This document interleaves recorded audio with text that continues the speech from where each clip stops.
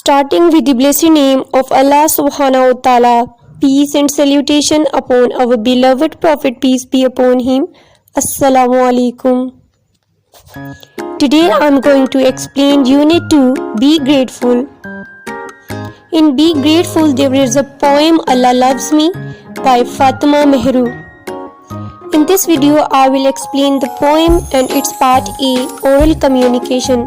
For the rest of the exercise you can see the links in the description box. Look at the pictures and write the name of the given blessings. Apple,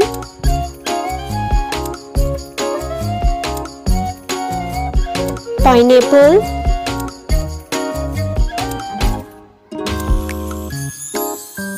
strawberry,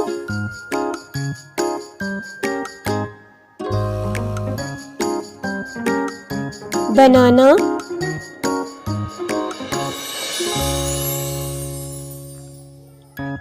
pear,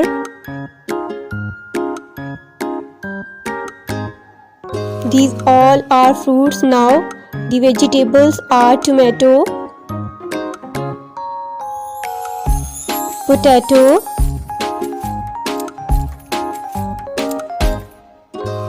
carrot,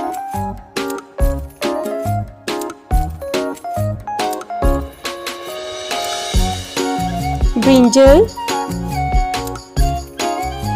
egg plant भी इसको कहते हैं, and capsicum. These all are the blessings of Allah. These are fruits and vegetables. Before going to start our poem Allah Loves Me, let's talk. What is your favorite fruit and vegetable?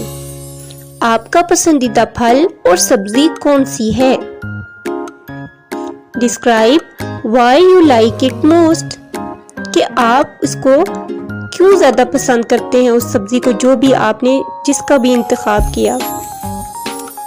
Can you explain the nutritional value of the chosen fruit or vegetable? क्या आप अपनी पसंदीदा सब्जी और fruit की ग़िज़ाइयत के बारे में बता सकते हैं? Imagine what life would be like if these blessings were not created by Allah subhanahu wa ta'ala. सोचें कि अगर अल्लाह ताला ने ये नेमतें ना बनाई होती तो आपकी ज़िंदगी कैसे होती, किस तरह से गुजारते आप लोग. Name a few more natural things without which life is not possible. Dear students, now I am going to tell you about my favorite fruit, which is mango. And why do I like it the most? Because mango is very tasty fruit. It has a great taste and energy. Its sweetness is matchless. It is called the king of fruit. Mango has a great nutritional value. It is full of vitamin A and vitamin C. Question 4 is, imagine what life would be like if these blessings were not created by Allah. Life would be tasteless if Allah did not create these great blessings. People could not arrange parties of delicious fruits. 5. Name a few more natural things without which life is not possible. Water and food are the basic things without which life is not possible. Let's see the pre-reading of the poem Allah Loves Me. Look at the pictures and read the title of the lesson. Guess 5 words related to it. अगर आप उस page पे देखें तो आपको अल्लाह ताला की कौन कौन सी नेमतें नजर आएंगी. Grass, tree, flowers, mountain and clouds. ये सारी चीजें आपको जहाँ पे पोएम रिटन है वहाँ पे साइड पे आपको नजर आएंगी. Next is name some blessing of Allah. तो अल्लाह की और कौन सी नेमतें हैं? बहुत सारी हैं जिनमें से चांद का जिक्र मैं करूंगी.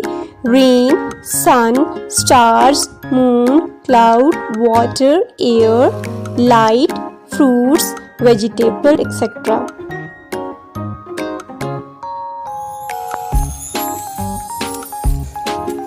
Let's start the poem. Allah loves me. अल्लाह मुझसे बहुत प्यार करता है. I see you in the stars when the night glows with a spark, when the trees sway in the air and birds enjoy their share. This is the first stanza of the poem Allah Loves Me by Fatima Mehru, and the poetess says in the first stanza that I see the Creator and God Allah everywhere in the world. When I see the blessings of Allah, I feel that Allah is present everywhere. She says, I see Allah in the stars. When I see the stars, I feel that Allah is there. And when I see the night glows with spark, I know that Allah is present there, because this is the creation of Allah. And when I see the trees sway in the air, trees are moving in the air, I know that Allah is there, that's why they are moving. And when I see the birds which are chirping on the trees and which are enjoying their food given by Allah, then I come to know that Allah is present everywhere. Students, I just explain this poem. आप translation के लिए मेरी अलग से video है, आप उसको भी देख सकते हैं, जिसका लिंक जो है डिस्क्रिप्शन में मौजूद है, और इस लेसन की बाकी तमाम वीडियोस का लिंक भी डिस्क्रिप्शन में मौजूद है. When the flowers bloom in a queue and sleep at night with dew, when I need a lot of care, I feel your presence there.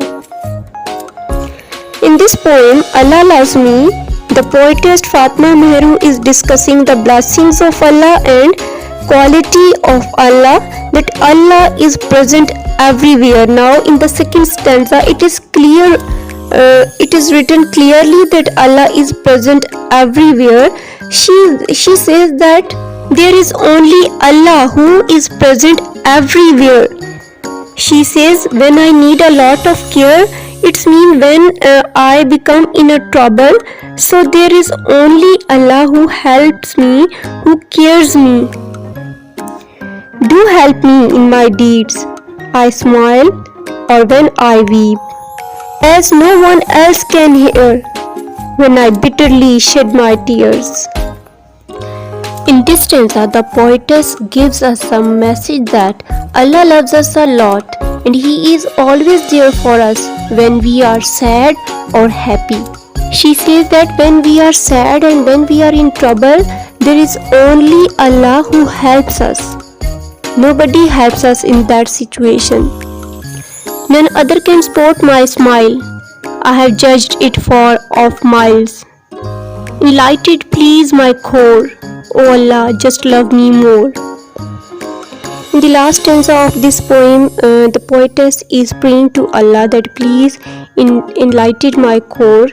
core कहते हैं बातिल को, ठीक है ना, रूह को, कि मुझे सीधे रास्ते पर दिखा, मुझे नेकी की हिदायत दे. अल्लाह ताला से दुआ कर रही है, और अल्लाह ताला से ये भी दुआ कर रही है कि मुझे इससे भी ज़्यादा प्यार करें. Post reading. How do you show your love for Allah subhanahu wa ta'ala? Discuss in different ways. I show my love for Allah by obeying His commands. Obeying Allah means I pray 5 times a day, I speak the truth, I love my family, friends and neighbors.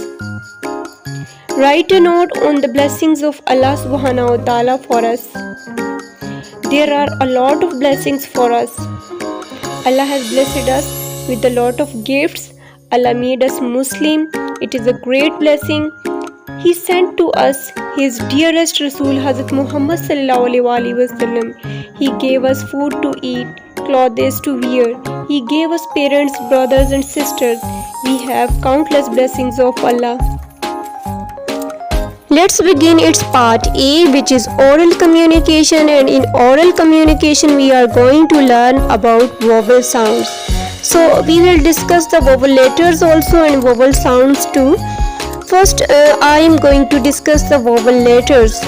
Vowel letters, as you know, there are 27 letters in English language. ठीक है ना, जब हम लिखते हैं तो हम alphabets use करते हैं, लेटर्स यूज़ करते हैं. With the combination of alphabets and letters we make words. Okay, लेकिन जब हम बोलते हैं, when we speak we produce sounds. ठीक है, हम साउंड्स प्रोड्यूस करते हैं. इसलिए आपके ओरल कम्युनिकेशन में आपको आज वोवल साउंड्स का टॉपिक दिया गया है.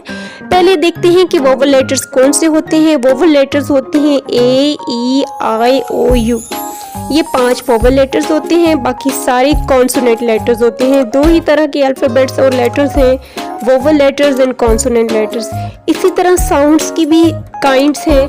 साउंड्स होती हैं, कॉन्सोनेंट साउंड्स होती हैं, दूसरी वोवल साउंड्स होती हैं. वोवल लेटर्स तो मैंने आपको बता दिए कि 5 हैं, ए, ई, आई एंड यू. जबकि वोवल साउंड्स जो है वो 24 है टोटल. ठीक है ना, वोवल साउंड्स टोटल जो है इंग्लिश में 24 है. अब देखिए, लेटर्स जो है हमारे पास 5 हैं और साउंड्स जो है 24 हैं. देखते हैं कि वोवल साउंड्स क्या होती हैं, वोवल साउंड्स में और कॉन्सोनेंट साउंड्स में क्या डिफरेंस है. Vowel sounds are those sounds when we pronounce them there is no hindrance. Okay, vowel sounds वो साउंड्स होती हैं जब हम उनको अदा करते हैं, बोलते हैं तो कोई किसी किस्म की कोई रुकावट नहीं होती. ठीक है, जबकि कॉन्सोनेंट साउंड्स को जब हम बोलते हैं तो उसमें रुकावट होती है, हिंड्रेंस होती है. और वोवल लेटर्स कौन से होते हैं? वो लेटर्स जिनकी साउंड्स हम प्रोड्यूस करते हैं तो उनमें कोई हिंड्रेंस, कोई किसी किस्म की कोई रुकावट नहीं होती. जैसे कि ए लेटर है ना, ए. देखिए, ए कहीं ब्लॉकेज हुई, एयर की कोई ब्लॉकेज, कहीं से कोई रुकावट हुई, हमारे कोई लिप्स बंद हुए नहीं. इसी तरह ई की ए में भी देखिए कोई रुकावट नहीं हुई. जबकि हम अगर कॉन्सोनेंट की एग्जांपल लें, B is a consonant. B has ब साउंड. ब में देखिए पहले लिप्स बंद हुए, फिर एकदम से एयर रिलीज हुई, इधर ब्लॉकेज है. तो ये अब कॉन्सोनेंट साउंड्स में और वोवल साउंड्स में आप ये डिफरेंस अच्छी तरह से नोट कर लें. और ये जो हमारे पास वोवल लेटर्स हैं, इनकी साउंड्स भी आज हम डिस्कस करेंगे. ए जो लेटर है, E has S sound. Mostly A की एस साउंड होती है, समटाइम ए प्रोड्यूस आ साउंड. ठीक है, फिर next is E has S sound, E. Next is I has E sound, E. And O has a sound, अ. And U has a cut sound. ठीक है ना, ए arrow, ant, egg, igloo, orange, umbrella. ठीक है, ये देखिए sounds के साथ मैंने आपको एक एग्जाम्पल भी बता दी इसकी. अब वोवल साउंड के टॉपिक में है, read the given sentences and notice the use of words with vowel sounds. Ants are amazing creature of Allah subhanahu wa ta'ala. अब इसमें जो ants है, ants में जो ए है, लेटर ए जो है, A is producing A sound. Okay, फिर उसके बाद वर्ड है हमारे पास आर, एंट्स आर. आर में जो ए है, ये है तो वोवल लेटर, लेकिन इसकी साउंड यहाँ पे आ प्रोनाउंस हो रही है. ठीक है ना, आ. पहले वाला ए जो है वो ए साउंड प्रोड्यूस कर रहा है, दूसरे वाला ए जो है वो आ साउंड प्रोड्यूस कर रहा है. मैंने पहले भी आपको बताया था, इंग्लिश लैंग्वेज में कुछ लेटर्स ऐसे हैं जब उनके साथ कोई और लेटर जुड़ता है तो उनकी साउंड थोड़ी सी चेंज हो जाती है. फिर उसी के साथ अमेजिंग वर्ड आ गया, उसमें भी ए है. अब यहाँ पे जो ए है वो शॉर्ट वाली आ साउंड जो है वो प्रोड्यूस कर रहा है. देखिए, 3 तरह की साउंड यहाँ पे ए जो है वो प्रोड्यूस कर रहा है. फिर अल्लाह, आ. नेक्स्ट एग्जाम्पल में देखें, the children saw an elephant in the जू. अब अगेन वोवल लेटर ए देख लें एन में. ठीक है ना, एन में ए लेटर यूज हो रहा है वोवल, और इसकी साउंड है एन. इस तरह से ये यूज हो रहा है. फिर इन में देख लें, इन में वोवल लेटर आई यूज हो रहा है और आई की साउंड है ई. अब देखें, E, in the zoo. The children saw an elephant in the zoo. Next example में देख लेते हैं हम वोवल लेटर्स को और वोवल साउंड्स को। They lived in an igloo during the winter season. अब यहाँ पे जो एन है, ANN, ठीक है, पहले भी मैं आपको समझा चुकी हूँ। यहाँ पे भी ये देखें वोवल लेटर ए यूज हो रहा है और यहाँ पे ए की साउंड है एन। ई, इग्लू में ई यूज हो रहा है vowel letter E, I G L U। Double O की ऊ साउंड यहाँ पे प्रोड्यूस हो रही है। ऊ भी एक वोवल साउंड है, ठीक है, आप मे बी के नेक्स्ट चैप्टर्स में पढ़ें। तो यहाँ पे ये देखें ई एज अ इग्लू। फिर है there is an octopus in the sea. फिर देखें ए जो है, ज्यादातर इन्होंने एक एग्जांपल दी हुई है एन। फिर ऑक्टोपस में ओ भी वोवल लेटर है, ओ सी की खा साउंड, टी की टा, ऑक TO2। ओ देखें दोबारा ये वोवल लेटर है। फिर फ, ऑक्टोप, यू की अ साउंड है, कट साउंड मैंने आपको बताया था, और एस की octopus. He used an umbrella during the rain। umbrella में यू देखें, U is a vowel letter and U has a sound and a is a vowel sound। फिर एक और बात भी इसमें बताने की कोशिश की जा रही है कि जब भी कोई वर्ड वोवल लेटर से या वोवल साउंड से यूज होगा, कोई किसी एक चीज का नाम मेंशन होगा किसी भी सेंटेंस में, तो उससे पहले हम एन यूज करेंगे, ठीक है ना। बाकी सबके साथ हम आ यूज करेंगे। एन किसके साथ करेंगे? जो वर्ड वोवल लेटर से या वोवल साउंड से स्टार्ट हो रहा है, ठीक है। एग्जाम्पल में देखें, एलिफेंट ई से स्टार्ट हो रहा है, वोवल लेटर है, वोवल साउंड है, तो उससे पहले एन यूज हुआ। इग्लू आई से स्टार्ट हो रहा है, I is a vowel letter, I has E sound, E is a vowel sound, तो उससे पहले भी एन यूज हो रहा है। फिर ऑक्टोपस से पहले भी एन यूज हो रहा है, अम्ब्रेला से पहले भी एन यूज हो रहा है, ठीक है। सेकेंड क्वेश्चन है, underline the words that begin with the vowel sound. Vowel sound से जो अल्फाज शुरू हो रहे हैं उनको अंडरलाइन करना है। वोवल साउंड्स यहाँ पे मेंशन है, वोवल लेटर नहीं, ठीक है, तो हम साउंड्स देखेंगे। Rida usually eats an egg with bread in the morning. Usually में देखें लेटर आ रहा है यू वोवल लेटर है, लेकिन इस वर्ड की जो साउंड है स्टार्टिंग वो या साउंड है। या जो है वो सेमी वोवल साउंड है, ठीक है। इसको आप अंडरलाइन कर लें, मर्जी है कर लें, नहीं तो रहने दे, सेमी वोवल है। ईट्स में ई लेटर जो है वो वोवल लेटर है और ई साउंड जो है वो वोवल साउंड है, ठीक है ना। लॉन्ग ई साउंड है यहाँ पे, ये वोवल साउंड है। उसके बाद है एन में लेटर ए जो है वोवल लेटर है और साउंड जो है ए वोवल साउंड है, इसलिए एन को भी अंडरलाइन कर लें। एग में ए साउंड है स्टार्टिंग में, इसको भी अंडरलाइन कर लें। इनमें ई साउंड है स्टार्ट में, तो इसको भी आप अंडरलाइन कर लें। फिर सेकंड लाइन है, the wood cutter works with an axe. इसमें एन जो है ए साउंड से स्टार्ट हो रहा है, इसको अंडरलाइन आप करेंगे। फिर एक्स जो है ए साउंड से स्टार्ट हो रहा है, तो इसको भी आप अंडरलाइन करेंगे। थर्ड लाइन है, my mother brought some oranges. Oranges की स्टार्टिंग साउंड जो है वो ऑ है और ऑ वोवल साउंड है, इसलिए आप ऑरेंजेस को अंडरलाइन करेंगे। फिर put some ice in the juice. Ice में स्टार्टिंग साउंड है आई डिप्थोंग वोवल साउंड है, ठीक है, इसको भी आप अंडरलाइन करें। इनमें ई साउंड है, ये भी वोवल साउंड है, इनको भी अंडरलाइन करें। फिर है, he was a famous umpire. Umpire में जो साउंड आ रही है कट यू की जो अ साउंड है, ये वोवल साउंड है, इसलिए आप अम्पायर को भी अंडरलाइन करेंगे। थर्ड क्वेश्चन है, right 10 words that begin with the vowel sounds in your notebook. आप अपनी नोटबुक पे 10 वोवल साउंड से स्टार्ट होने वाले वर्ड लिखेंगे, जो कि हैं अगली, urgent, arrow, insect, internet, arrange, elbow, emergency और ऑरेंज, ठीक है। ये सारे वोवल साउंड से स्टार्ट हो रहे हैं। नेक्स्ट हमारे पास जो एक्टिविटी है वो है डायलॉग की। डायलॉग कहते हैं बातचीत या गुफ्तगू को। Read and practise the given dialogue. Hina, good morning Maryam, how are you? Maryam, good morning Hina, I am fine, thank you, what about you? Hina, I am fine too, did you read the poem Allah loves me? Maryam, yes, I read it last night. Hina, did you like the poem?